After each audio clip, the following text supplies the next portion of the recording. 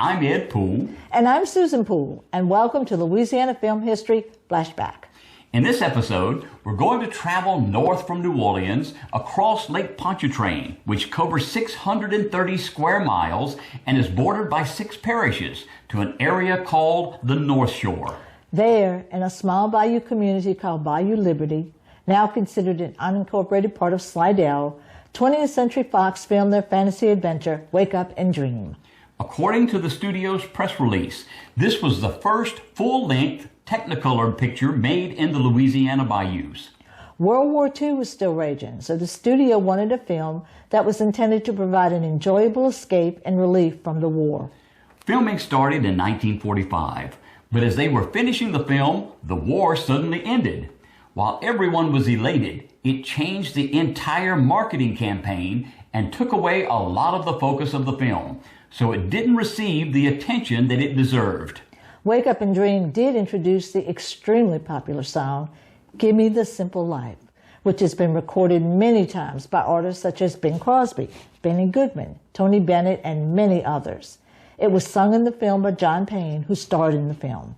So let's flash back to 1946 for the often overlooked film, Wake Up and Dream.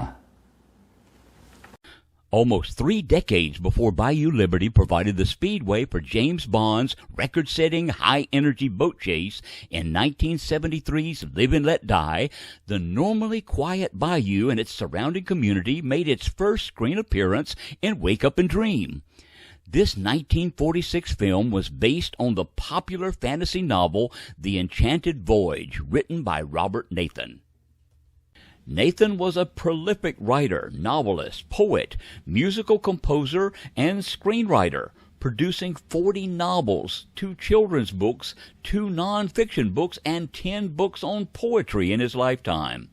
He was best known for his book Portrait of Jenny, a haunting romantic fantasy which was made into a 1948 movie.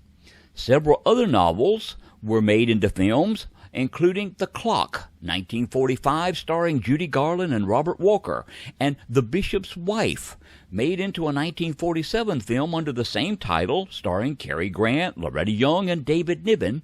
It was remade again more recently as The Preacher's Wife, starring Denzel Washington.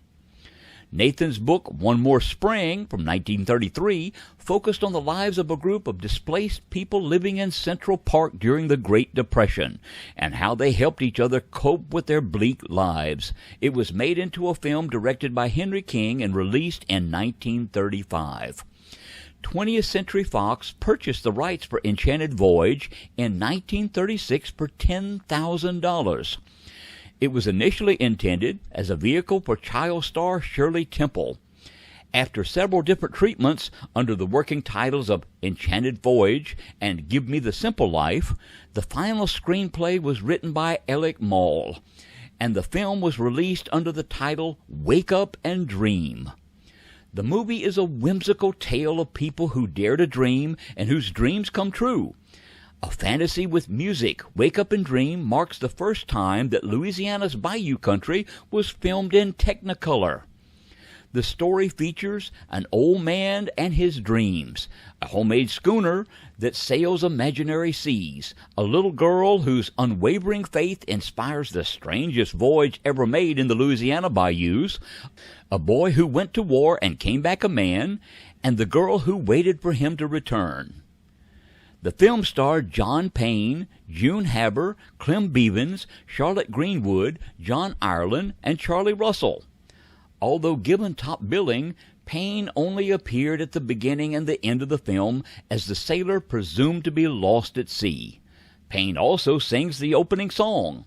Apparently, director Lloyd Bacon had never heard W.C. Fields' adage about working with children and animals, as this film starred both.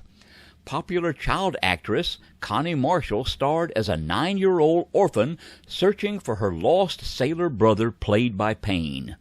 Marshall had had a successful career during the post-World War II years, including roles in Mother Wore Tights in 1947 with Betty Grable and Dan Daly, and Mr. Blandings Builds His Dream House, as an offspring of Cary Grant and Myrna Loy. The canine star of the film was Rami, an unknown breed who was in great demand by filmmakers. Rami got into performing quite by accident. Animal trainer Frank Weatherwax had brought some dogs to show Cecil B. DeMille. Rami, who was just a pup at the time, went along for the ride. When DeMille looked over the dogs, he pointed to Rami. When Weatherwax explained that Rami wasn't trained and was just along for the ride, DeMille told him, "Take it home and train it." Rami could play both a thoroughbred Cairn when groomed and trimmed and a vagabond mutt when roughed up. Rami's roles included The Uninvited, Sunday Dinner for a Soldier, and Destination Tokyo. Added to the company on location as stand-ins were Patsy Pichon and Paul Burke. Pichon, a Slidell fourth grader, acted as Marshall's stand-in. She attended school on location with Marshall during the shoot. Burke was John Ireland's stand-in. Burke was also the son of local fighter Marty Burke, who would go on to have a successful acting career of his own, starring in movies and television shows. Location shooting began in May of 1945 along Bayou Liberty and on the north shore of Lake Pontchartrain. The scenes along the bayou included the bridge crossing at the bayou as well as the historic St. Genevieve Catholic Church as it stood in 1945. The film company's presence in the community caused a misunderstanding with some locals. In one scene, Ireland, who played the role of Harry Williams, was supposed to drive a small, broken-down truck across a toll bridge spanning Bayou Liberty. The truck had signs advertising Harry Williams Sharpening Service.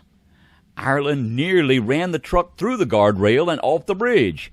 He later admitted that he had only driven a car once or twice and had never even driven a truck. The director ordered that he was given driving lessons immediately. Assistant director Reed Kilgore volunteered to teach Ireland.